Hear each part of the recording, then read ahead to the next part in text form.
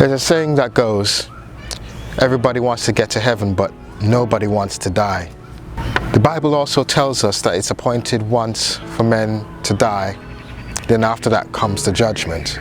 The journey of Paul to Rome is a bit like the journey of life. Where we start off on the journey of life, we are heading towards judgment, we're heading towards separation from God. And at some point, like Paul, we need to get off the boat that's heading to judgment and get on the boat that is heading to our intended destination, which is heaven.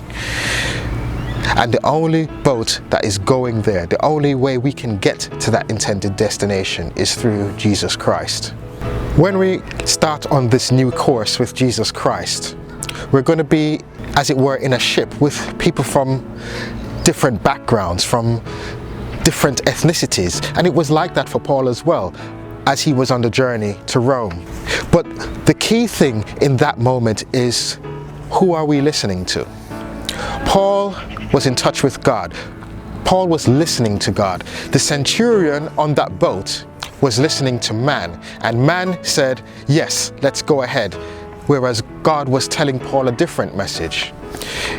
If the centurion had listened to Paul, they would not have ended up with a shipwreck. They wouldn't have ended up with so much loss and destruction.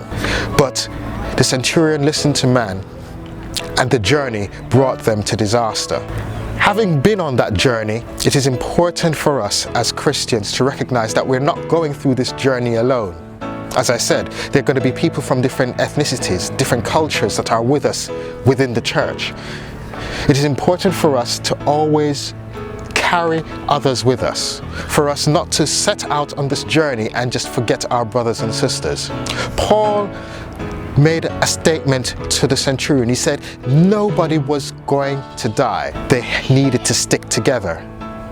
Even when some people were getting scared and wanted to go into the lifeboat because they figured that was the way they were going to survive, Paul had to tell the centurion, don't listen to them, cut away the lifeboat. Because if we are going to survive this together, we need to stick together. And so it is with us in the church. We need to stick together to get to our intended destination together. Stay the course.